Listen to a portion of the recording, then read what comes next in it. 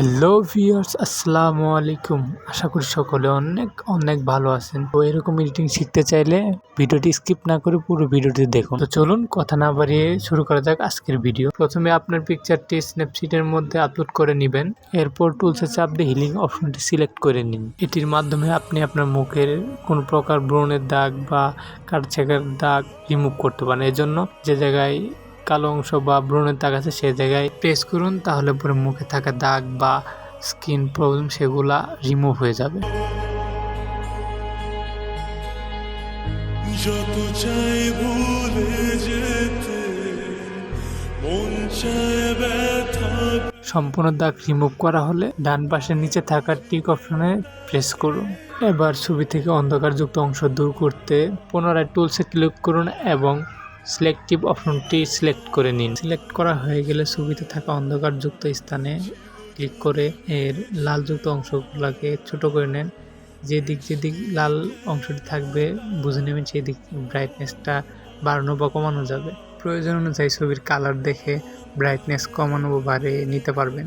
Brightness কমানো এবং বাড়ানোর মাধ্যমে বাড়ানোর মাধ্যমে ছবির সম্পূর্ণ স্কিন এক রঙের করে নিবে।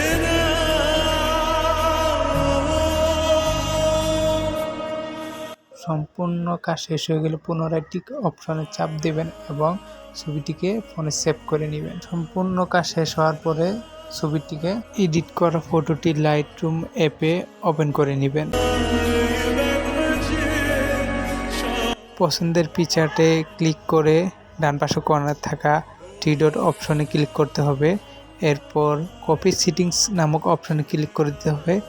এরপর সমস্ত অপশনগুলোকে সিলেক্ট করে নিতে হবে, শুধুমাত্র প্রপস অ্যান্ড গেমেট্রি অপশন বাদ দিয়ে। যাদের কাছে এই প্রিসেটগুলো নেই তারা আমার কমেন্ট বক্সে কমেন্ট করে যাবেন।